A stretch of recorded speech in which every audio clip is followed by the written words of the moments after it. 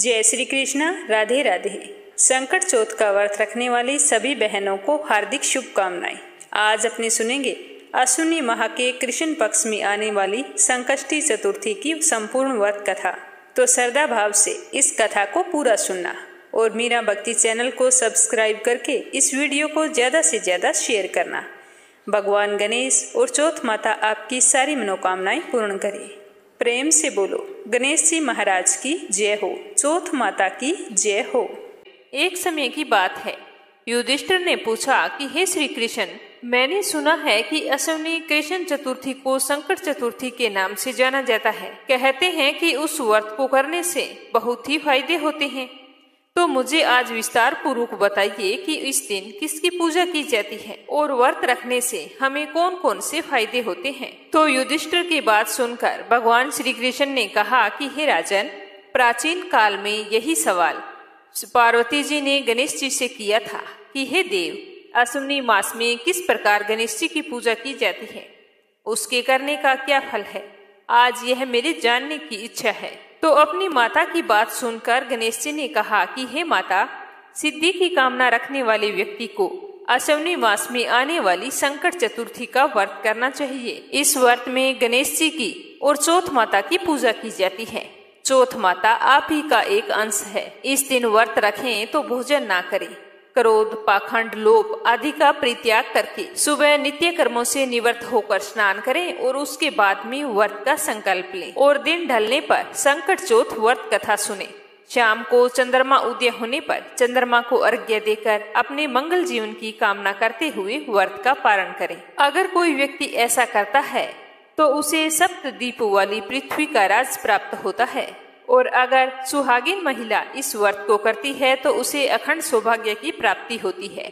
साथ ही उसके संतान पर आई हर समस्या से छुटकारा मिलता है। तो आज मैं तुम्हें इस व्रत से जुड़ी हुई कथा सुनाता हूँ, ध्यान पूर्वक सुनना। एक समय की बात है, राजा बलि के 100 पुत्र थे, जिनमें से सबसे बड़े वीर और पराक्रमी पुत्र का नाम था बाणासुर। बाणासुर एक बड़े साम्राज्य शोणितपुर के राजा थे। दुनिया के सभी राजा और देवता उससे डरते थे। बाणासुर विष्णु भगत प्रहलाद का परपोत्र था। एक बार बाणासुर ने भगवान शिव की घोर तपस्या एक कंदरा नाम की गुफा में कर रहे थे। कई वर्षों की तपस्या में लीन बाणासुर का वध करने के लिए वहां अचानक से एक असुर आ गया और बाणासुर का अंत करने का प्रयास किया। तभी वहां पर महादेव प्रकट हो गए और उस असुर से बाणासुर की रक्षा की। साथ ही वे बाणासुर की भक्ति से बहुत ही प्रसन्न हुए और बाणासुर से कहा कि मैं तुम्हें वरदान देने के लिए आया हूँ। तो बाणासुर ने उनसे 2 वरदान मांगे। पहले वरदान में उसने मांगा और कहा कि हे भगवान, मुझे मेरे पूर्वजों यानी कि प्रहलाद और राजा बलि से भी अधिक अच्छे कार्य करने हैं, इसीलिए मेरी भुजाएं इन सभी कर्मों का वहन करने हेतु शक्तिशाली हो जाए। तो भगवान शिव ने यह सुनकर उसे 1000 भुजाओं का वरदान दिया और यह भी कहा कि हर एक भुजा में 1 सहस्त्र हाथियों का बल होगा। तुम्हें जब भी इनकी आवश्यकता होगी तो ये स्वतः ही प्रकट हो जाएंगी। फिर शिव जी ने कहा कि एक वरदान और मांग सकते हो। तब बाणासुर ने कहा कि आज आपने मेरी रक्षा की है तो मैं जीवित हूँ। क्या ऐसा नहीं हो सकता कि मुझे हमेशा आपका संरक्षण मिले और आप इसी तरह मेरी रक्षा करते रहें। तो महादेव ने उसे यह भी वरदान दे दिया और कहा कि जब भी तुम्हें मेरी आवश्यकता होगी तो तुम मेरा आह्वान करना, मैं तुम्हारे पास आ जाऊंगा और तुम्हारी रक्षा करूंगा। तो महादेव से इस तरह के वरदान पाकर वह बहुत ही शक्तिशाली हो चुका था।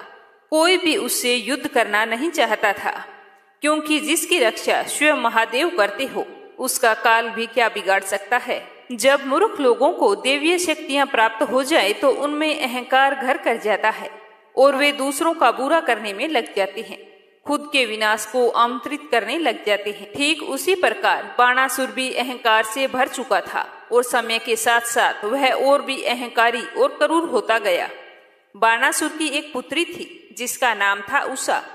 उसे एक बार स्वप्न में एक मनोरम युवक दिखाई दिया और वह उससे प्रेम कर बैठी। वह उस व्यक्ति के विरह से इतनी अभिलाषी हो गई कि उसके चित्त को किसी भी प्रकार शांति नहीं मिल रही थी। तो उसने अपनी हालत एक दिन अपनी सहेली चित्रलेखा को बताई। चित्रलेखा मायावी थी। उसने उषा से कहा कि तुम मुझे उसका चेहरा बताओ। तो उषा के बताने पर चित्रलेखा ने उसकी एक आकृति बनाई, जिसे देखते ही उषा ने कहा कि हाँ, यही है वो व्यक्ति जिसे मैंने सपने में देखा था। इसी के साथ मेरा पाणी ग्रहण भी हुआ है।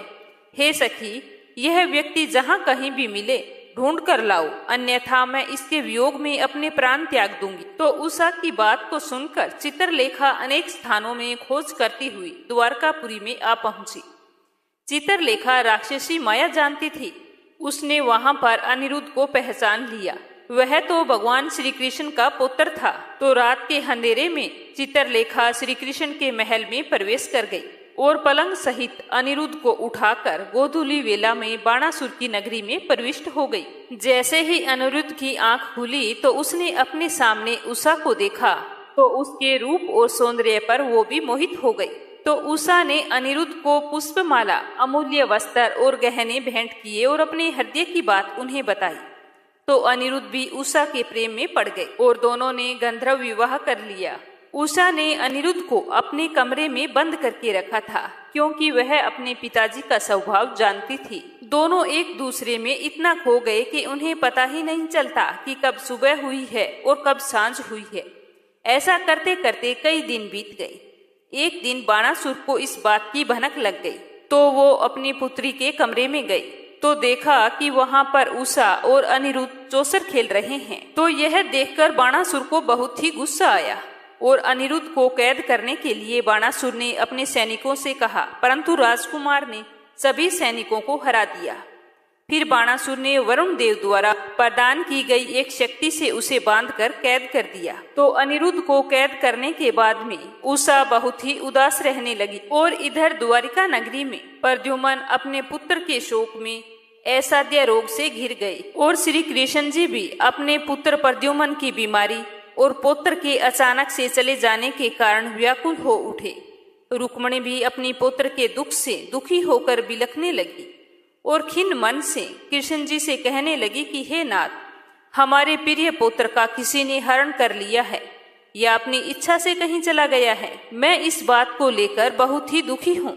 मैं आपके सामने शोकाकुल होकर अपने प्राण छोड़ दूंगी। तो रुक्मिणी की ऐसी बात सुनकर श्री कृष्ण जी यादवों की सभा में उपस्थित हुए। वहां उन्होंने परम तेजस्वी लोमेश ऋषि को बुलाया और उनके आने पर उन्हें प्रणाम करके सारी घटना कह सुनाई और कहा कि हे मुनिवर, हमारे पुत्र को कौन ले गया है या फिर वो स्वयं कहीं चला गया है? हमारे बुद्धिमान पुत्र का किसी ने अपहरण कर लिया है। मैं कुछ भी नहीं जानता हूँ। मैं इस बात को लेकर बहुत ही दुखी हूँ।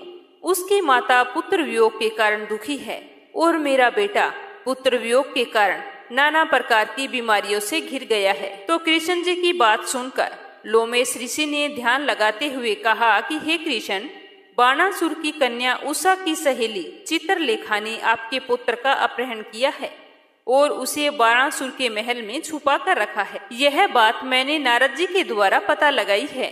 तो श्री कृष्ण जी बोले कि हे मुनिवर, मैं ऐसा क्या करूं जिससे मेरा पुत्र सकुशल द्वारका नगरी लौट आए? तो ऋषि लोमेश ने बताया कि आप अश्विनी माह के कृष्ण पक्ष में आने वाली संकट चौथ का व्रत करो। इस व्रत के करने से आपका पुत्र सकुशल लौट आएगा। ऐसा कहकर मुनिवर वन में चले गए। श्री कृष्ण जी ने लोमेश ऋषि के कथा अनुसार व्रत किया। जब यदुवंशियों को इस बात का पता लगा तो सूचना मिलते ही तुरंत यादवों की सेना ने बाणासुर पर आक्रमण करने और राजकुमार को छुड़ाने के लिए शोणितपुर को घेर लिया। श्री कृष्ण जी ने स्वयं जाकर बाणासुर से कहा कि अनिरुद्ध और उषा को मुक्त कर दो, तुम्हें कोई भी क्षति नहीं पहुंचाएगा। इन दोनों ने गंधर्व विवाह तो कर लिया है। द्वारका की प्रजा इन दोनों को स्वागत के लिए तैयार खड़ी है। आप इन्हें छोड़ दो, मैं इन्हें ले जाना चाहता हूँ। पर बाणासुर ने तो अपना अहंकार दिखाते हुए श्री कृष्ण का अपमान करने का प्रयत्न किया और कहा कि ना तो मैं तुम्हारे पुत्र अनिरुद्ध को कैद से मुक्त करूंगा और ना ही अपनी बेटी का हाथ उसके हाथ में दूंगा। तो यह सुनकर श्री कृष्ण भगवान ने कहा कि तुम्हारे पास एक दिन का समय है। तुम अनिरुद्ध और उषा को मेरे साथ भेज दो, अन्यथा युद्ध होगा। लेकिन बाणासुर कहाँ सुनने वाला था। वह तो युद्ध की तैयारी करने लगा। बाणासुर स्वयं महादेव के पास गया और अपनी ओर से युद्ध लड़ने हेतु उन्हें आमंत्रित करके आया। अगले दिन युद्ध क्षेत्र में एक ओर श्री कृष्ण, बलराम, अन्य राजकुमार और नारायणी सेना थे और दूसरी ओर बाणासुर, उसकी सेना महादेव, श्री गणेश, कार्तिकेय और नंदी भी थे। इतना बड़ा युद्ध हो रहा था तो वहां देखने के लिए स्वयं वर्मा जी और अन्य देवता वहां पर आए हुए थे। युद्ध शुरू होते ही बलराम, नंदी, गणेश, कार्तिकेय और अन्य योद्धा आपस में युद्ध करने लगे। कुछ समय तक युद्ध ऐसे ही चलता रहा। जब श्री कृष्ण स्वयं बाणासुर पर आक्रमण करने के लिए आए तो महादेव बाणासुर की रक्षा करने के लिए आगे आ गए और महादेव और श्री कृष्ण के बीच में मध्य युद्ध शुरू हो गया। महादेव अपने वचन से बंधे हुए थे। वो जानते थे कि बाणासुर गलत है, परंतु अपने वचनबद्ध होने के कारण उन्हें युद्ध करना पड़ रहा था। श्री कृष्ण और महादेव ने इस युद्ध के दौरान एक दूसरे पर विभिन्न प्रकार के अस्त्र शस्त्र का प्रयोग किया। ये अस्त्र इतने घातक थे कि प्रकृति पर इसका दुष्प्रभाव पड़ना शुरू हो गया। तो यह देखकर सारे देवगण चिंतित हो उठे, लेकिन युद्ध तो रुकने का नाम नहीं ले रहा था, क्योंकि दोनों में एक सी ही समान शक्तियों का वास था और दोनों ही एक दूसरे को पराजित नहीं कर सकते थे। कुछ समय ऐसे ही युद्ध करने के पश्चात श्री कृष्ण ने महादेव से निवेदन किया कि इस युद्ध को खत्म करने का कोई उपाय मुझे बताएं। और फिर श्री कृष्ण जी ने महादेव जी की स्तुति की। उसके पश्चात महादेव ने उनसे कहा कि हे देवकी नंदन, आप मुझ पर महाजमनास्त्र का प्रयोग कीजिए, इससे युद्ध बंद हो जाएगा। दोनों ही इस अस्त्र का उपयोग करने के परिणाम जानते थे। श्री कृष्ण ने कहा कि ठीक है, मैं आपके आग्रह पर इसका उपयोग करूंगा। दोनों पुनः युद्ध क्षेत्र में लौट आए और भगवान कृष्ण ने और युद्ध चलने लगा।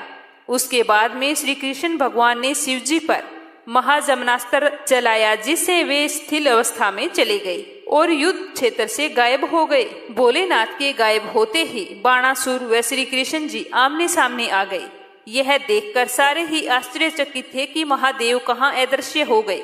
महादेव के युद्ध क्षेत्र से हटने पर बाणासुर का अंत निश्चित हो चुका था, परंतु फिर भी बाणासुर अपने अहंकारवश श्री कृष्ण को मायावी कहकर श्री कृष्ण से युद्ध करने के लिए निकल पड़ा।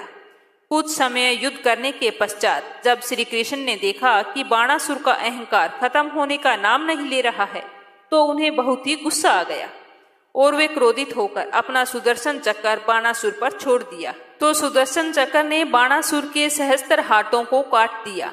उसके बाद में श्री कृष्ण का क्रोध कम नहीं हुआ और वे उसका शीश भी काटना चाहते थे। तभी ब्रह्मा जी, शिव जी और अन्य देवताओं ने कहा कि प्रभु, आप इसका अंत नहीं कर सकते। यह कहकर ब्रह्मा जी ने श्री कृष्ण को वह वचन याद दिलाया जिसमें उन्होंने भगत प्रहलाद से कहा था कि वे उनकी 18 पीढ़ियों तक किसी का वध नहीं करेंगे। तो यह वचन याद आते ही श्री कृष्ण ने सुदर्शन चक्र वापस ले लिया और बाणासुर को भी अपनी भूल का एहसास हो गया। उसने अपने बचे हुए 2 हाथों से श्री कृष्ण से क्षमा दान मांगा और उसके पश्चात अनिरुद्ध और उषा का धूमधाम से विवाह करवाया गया। तो संकट चौथ व्रत के प्रभाव से श्री कृष्ण ने बाणासुर को पराजित कर दिया। श्री गणेश जी को प्रसन्न करने और संपूर्ण विघ्न दूर करने के लिए इस व्रत के समान कोई दूसरा और व्रत नहीं है। इस तरह श्री गणेश ने माता पार्वती को सारी कथा सुनाई। उसके बाद में श्री कृष्ण जी ने कहा कि हे राजन, संपूर्ण विपत्तियों के विनाश के लिए मनुष्य को इस व्रत को अवश्य करना चाहिए। अगर आप भी इस व्रत को करते हैं तो इस व्रत के प्रभाव से अपने शत्रुओं पर विजय प्राप्त कर सकेंगे और राज्याधिकारी भी होंगे। इस व्रत की महिमा का वर्णन बड़े बड़े विद्वान भी नहीं कर सकते।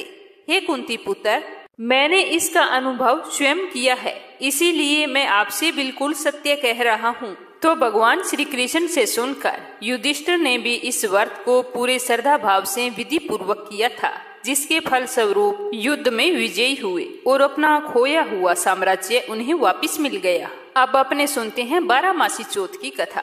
इस कथा को हर माह में आने वाली संकट चौथ व्रत में अवश्य सुनना चाहिए। बोलो चौथ माता की जय हो। एक नगर में एक बूढ़ी माँ रहती थी। वह अपने बेटे की सलामती के लिए 12 महीनों चौथ का व्रत करती थी। हर चौथ को पंसारी से थोड़ा सा गुड़ और घी लाकर 4 लड्डू बनाती, एक बेटे को दे देती, एक से पूजा करती एक हथकार के लिए निकालती और एक जब शाम को चंद्रमा उदय होता तो चंद्रमा को अर्घ्य देने के बाद में उससे व्रत का पारण कर लेती। दोनों माँ बेटे का गुजर बसर अच्छे से हो रहा था। एक बार उसका बेटा ताई से मिलने के लिए गया।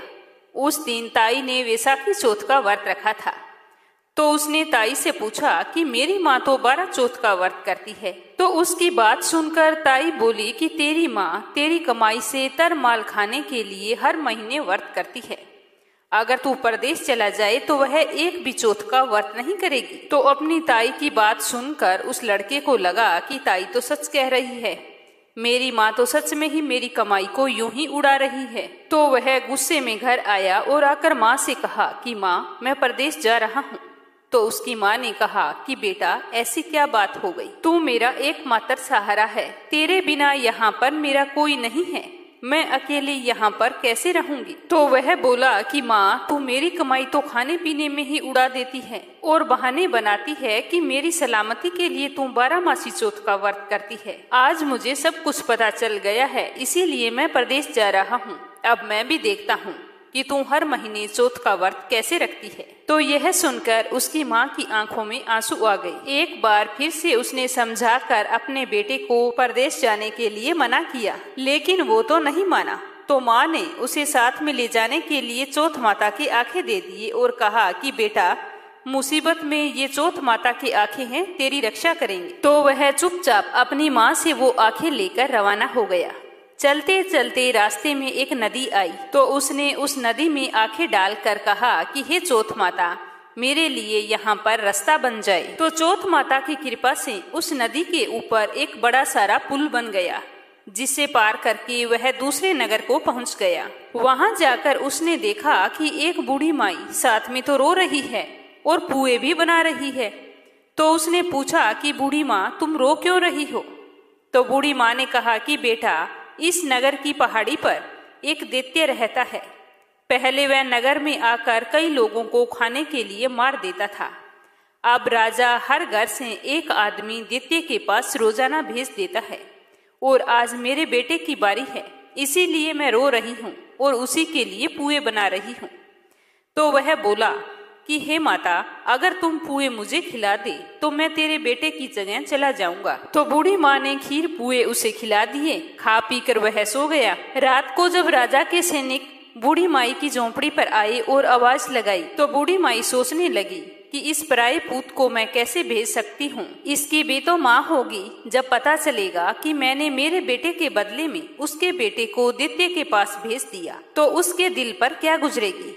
वो यही सोच रही थी कि सैनिकों की आवाज से उस लड़के की आंख खुल गई और वह बाहर आ गया, सैनिकों के साथ चला गया और पहाड़ी पर जाकर दैत्य के सामने पहुंचकर चौथ माता की आंखें दैत्य की तरफ फेंक कर कहा कि हे चौथ माता, अगर मेरी माँ मेरी सलामती के लिए व्रत करती है तो दैत्य का सर कटकर जमीन पर गिर जाए। तो उसके इतना कहते ही चौथ माता की कृपा से दैत्य का सर कट गया। लड़का सकुशल वापिस आ गया। तो यह देखकर राजा को बहुत ही आश्चर्य हुआ। राजा ने उसे खूब सारे उपहार देकर विदा किया। चलते चलते वह दूसरे राजा के नगर में पहुंच गया। इसी राज्य में भी आवा तभी पकता था जब एक इंसान की बलि दी जाती थी। तो सिपाहियों ने उसे देखा तो पकड़ कर ले आए और आवे में चुन दिया। तो लड़के ने आवे के अंदर आंखें डालकर कहा कि हे चौथ माता, यदि मेरी माँ मेरी सलामती के लिए व्रत रखती है तो आवा मेरी बलि के बिना ही झट से पक जाए। तो उसके इतना कहते ही आवा तुरंत से पक गया और आवे में से मिट्टी की जगह सोनी चांदी के बर्तन निकलने लगे। जैसे ही कुम्हार बर्तन निकालने लगा तो अंदर से लड़का बोला कि बर्तन धीरे धीरे निकालना, कहीं मुझे चोट ना लग जाए। तो जैसे ही ये आवाज कुम्हार ने सुनी तो वह तो दौड़ा दौड़ा राजा के पास आया और कहा कि राजन, आवे के अंदर तो भूत है और आज बर्तन भी झट से पक गए। तो यह सुनकर राजा तुरंत वहां पहुंचे और उस लड़के को बाहर निकलवाया और पूछा कि तुम कौन हो और इस आवे में कैसे आए। तो वह लड़का बोला कि तुम्हारे सैनिकों ने ही मुझे पकड़कर यहाँ आवे के अंदर चुन दिया था। तो राजा ने कहा कि फिर तुम जिंदा कैसे बच गए। तो वह लड़का बोला कि मेरी माँ चौथ माता का व्रत करती है और व्रत के प्रभाव से ही मैं जिंदा बचा हूँ। तो राजा को विश्वास नहीं हुआ कि चौथ माता के व्रत करने से क्या ऐसा चमत्कार हो सकता है। तो वह लड़का बोला कि हे राजन, आप मेरी कठिन से कठिन परीक्षा ले सकते हो, फिर तो आपको विश्वास हो जाएगा कि मेरी माँ मेरी सलामती के लिए व्रत रखती है और उसी व्रत के प्रभाव से मैं हर मुसीबत से बच जाता हूँ। तो राजा ने एक चांदी की सुराही मंगवाई और कहा कि सुराही की नली में से निकल कर दिखाओ तो ही मुझे विश्वास होगा। तो लड़के ने चौथ माता को याद करते हुए आंखें सुराही में डाले और कहा कि मैं भंवरा बनूं, सुराही में से निकलूं। तो लड़का भंवरा बनकर सुराही में से निकल गया। तो यह देखकर राजा को विश्वास हो गया कि सच में तेरे ऊपर तो चौथ माता की कृपा है। तो राजा ने खुश होकर अपनी बेटी की शादी उसके साथ करवा दी और सभी लोगों को चौथ माता का व्रत करने को कहा। ऐसा करते करते कई महीनों बीत गए। उसे अपनी माँ की याद आई तो उसने राजा के पास जाकर कहा कि मैं मेरे नगर जाने की सोच रहा हूँ। तो राजा ने रथ, घोड़ा, हाथी और खूब सारा दान दहेज देकर उसे विदा कर दिया। चौथ के दिन वह अपने नगर पहुंचा। वह अकेला पंसारी के यहाँ माँ का इंतजार करने लगा। सोचा कि आज चौथ है, मेरी माँ यहाँ जरूर आएगी। थोड़ी ही देर बाद में लकड़ी टेकते हुई उसे अपनी माँ आती हुई दिखाई दी। उसकी माँ की आंखों में जाले आने के कारण दिखना कम हो गया था। तो लड़के ने जानबूझकर अपना पैर लकड़ी के लगा दिया और कहने लगा कि बड़े तेरे पूत, लाठी मेरे पैर के लगा दी। तो इतना सुनते ही उसकी माँ ने उसे नहीं पहचाना और कहने लगी कि बेटा, मुझे चाहे कितनी गाली दे दो पर मेरे बेटे को कुछ मत कहना। इतना सुनते ही उसका बेटा अपनी माँ के चरणों में गिर पड़ा और कहने लगा कि माँ, मैं तेरा ही बेटा हूँ, मुझे माफ कर दो। मैंने चौथ माता के व्रत को लेकर ना जाने तुमसे क्या क्या कह दिया। मुझसे गलती हो गई माँ, मुझे माफ कर दो। इतना कहते ही उसकी माँ ने उसे गले से लगा लिया और रोने लगी। कहने लगी कि बेटा, फिर से कभी मुझे अकेला छोड़कर मत जाना। तो वह बोला कि नहीं माँ, अब मैं तुम्हें छोड़कर कभी नहीं जाऊंगा। देखो मैं तुम्हारे लिए क्या लेकर आया हूँ। यह कहकर उसने अपनी पत्नी को आवाज लगाई तो उसकी पत्नी ने आकर अपने सास के चरण स्पर्श किए। इतना सारा दान दहेज और शादी करके आया तो गांव वालों ने विश्वास नहीं किया कि यह बुढ़िया का ही बेटा है। तो बूढ़ी माँ ने चौथ माता को याद करके कहा कि हे चौथ माता, यदि मैं अपने बेटे के लिए व्रत करती हूँ और यह मेरा ही बेटा है तो मेरे स्तन दूध से भर जाए और उसकी धार मेरे बेटे की दाढ़ी पर और बहू की साड़ी पर गिरे। तो चौथ माता की कृपा से ऐसा ही हुआ। तो गांव के सारे लोग चौथ माता की जय जयकार करने लगे। उसी दिन से नगर के सभी लोग चौथ माता का व्रत करने लगे। हे चौथ माता, जैसे आपने बूढ़ी माँ और उसके बेटे की सहायता की, वैसी हमारी भी करना। कहानी कहने वाले की, सुनने वाले की और हुंकारा भरने वाले की, सभी पर अपनी कृपा दृष्टि बनाए रखना। कामनाएं पूर्ण करे। आप सभी की मंगल कामना के साथ जय श्री कृष्णा। राधे राधे।